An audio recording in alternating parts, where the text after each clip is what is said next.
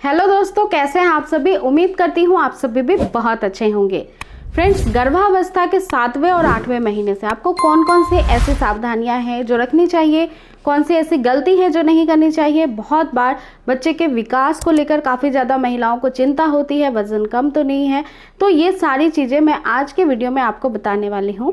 Friends, pregnancy के दौरान जब भी आप 7वें महीने में चले जाते हैं तो ये आपकी प्रेगनेंसी का 3rd ट्राइमेस्टर होता है, जहाँ पे महिलाओं को काफ़ी ज़्यादा सावधानियां रखनी पड़ती हैं। कई सारी महिलाओं को 7वें महीने से ही नॉर्मल डिलीवरी के लक्षण महसूस होने लगते हैं और कई सारे ऐसे बदलाव होते हैं जो शरीर में बहुत तेज़ी से होते हैं। इसीलिए इस दौरान आपको अपनी ज़्यादा देखभाल करनी चाहिए। देखिए फ्रेंड्स, प्रेगनेंसी के दौरान जब आपका पेट बहुत बड़ा हो जाता है, गर्भाशय बढ़ जाता है, तो इसकी वजह से कई सारे काम में दिक्कत आने लगती है। इस समय महिलाओं को झुक कर काम ज़्यादा देर तक नहीं करना चाहिए। झुकने की वजह से बच्चा पेट में दब सकता है। कई बार ऐसा होता है कि बच्चे को सांस लेने में दिक्कत हो सकती है, ऑक्सीजन ठीक से नहीं पहुंच सकता है। इस वजह से प्रेगनेंसी के 7वें महीने से ही आपको झुकना नहीं चाहिए, आराम से बैठकर फिर काम करने चाहिए।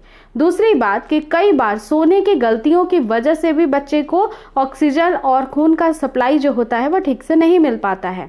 क्योंकि फ्रेंड्स, अगर आप पीठ के बल बहुत देर तक लेटी रहती हैं तो इसकी वजह से आपको बॉडी में भी कई सारी दिक्कतें हो सकती हैं, जैसे कि कमर दर्द हो सकता है, बच्चे के विकास में दिक्कतें आ सकती है। इसलिए प्रेगनेंसी के दौरान पीठ के बल नहीं लेटना चाहिए और आपको करवट बदलते रहना चाहिए। इसी के साथ साथ फ्रेंड्स, प्रेगनेंसी में तीसरी बात का ध्यान रखना है कि कभी भी आपको ओवर टेंशन नहीं लेना है। कई सारी महिलाएं बहुत टेंशन लेती हैं कि मेरी डिलीवरी कैसे होगी, मेरे बच्चे का हेल्थ कैसा है, वो क्या कर रहा होगा, ऐसे कई सारी बातें सोचती हैं जिसकी वजह से आपको टेंशन हो सकता है। टेंशन होने की वजह से भी आपका ब्लड सर्कुलेशन तेज़ हो सकता है, आपकी बीपी बढ़ सकती है और ऐसी कंडीशन में फिर आपकी डिलीवरी जो है वो नॉर्मल होना बहुत ही ज़्यादा रिस्की हो जाता है। इसीलिए आपको इन बातों का विशेष रूप से ध्यान रखना चाहिए। अब इसके अलावा फ्रेंड्स, बहुत तेज़ी से काम करना, झटके से उठना या बैठना ये भी नहीं करना चाहिए। माना यह जाता है कि कई बार इससे बच्चे के गले में गर्भनाल लिपट सकती है, लेकिन फ्रेंड्स, आपको ऐसा करने से दूसरी भी परेशानी हो सकती हैं। आपके दर्द की शिकायत कई शरीर के हिस्सों में हो सकती है। दोस्तों, इसके अलावा प्रेगनेंसी में नींद बहुत अच्छे से लेना चाहिए।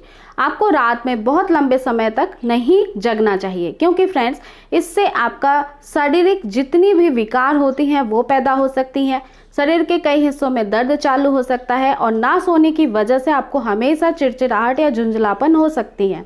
इसलिए अच्छे से रेस्ट करना चाहिए। रात की नींद आपकी पूरी कंप्लीट होनी चाहिए। अगर आपको रात को नींद ना आने की प्रॉब्लम है तो आप गुनगुना दूध ले सकती हैं, हल्दी वाला या केसर वाला। इसी के साथ साथ फ्रेंड्स, आप रात को नहा कर सो सकती हैं गुनगुने पानी से, या थोड़ा बहुत वॉकिंग इवनिंग कर सकती हैं, ताकि आपको नींद की प्रॉब्लम अगर होती है, जो कि कॉमन प्रॉब्लम है प्रेगनेंसी के दौरान, ऐसा होता है कि रात को नींद नहीं आती है, तो ये सारी प्रॉब्लम आपकी दूर हो जाएगी।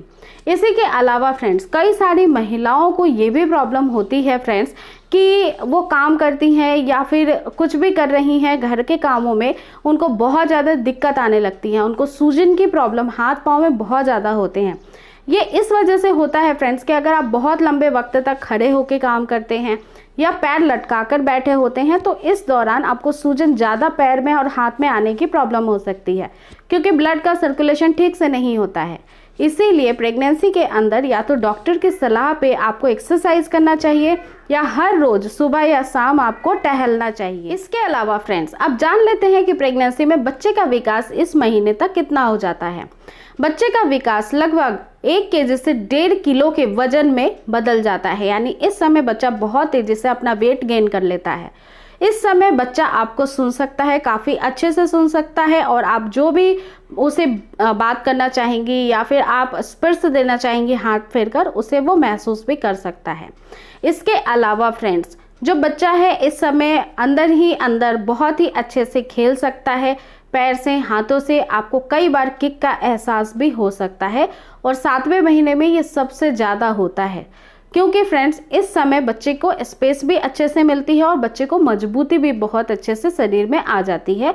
इस वजह से मूवमेंट का एहसास बहुत ज़्यादा होता है 7वें महीने में।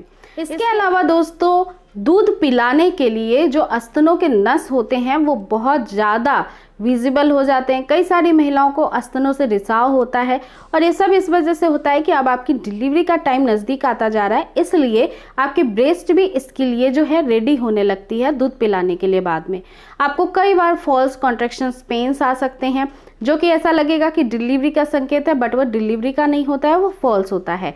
तो कई बार ऐसा हो सकता है कि आपको अनईजी सा फील हो, आपको पेन सा फील हो, लेकिन थोड़ी देर में वो फिर ठीक हो जाता है। कई बार ऐसे कंडीशन में महिलाओं को काफ़ी चिड़चिड़ाहट, परेशानी होती है। कई बार हो सकता है प्राइवेट पार्ट में बहुत पेन होता है तेज़ इस दौरान, क्योंकि बच्चे का हेड डाउन पोजीशन होने लगता है।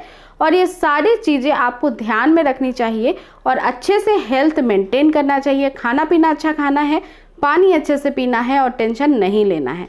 अगर आप 7वें, 8वें और 9वें महीने में ये सारी चीज़ें कर लेती हैं, इन सब बातों का ध्यान रखती हैं, तो नॉर्मल डिलीवरी आपकी और भी इजी हो जाएगी, बहुत आसानी से हो जाएगी।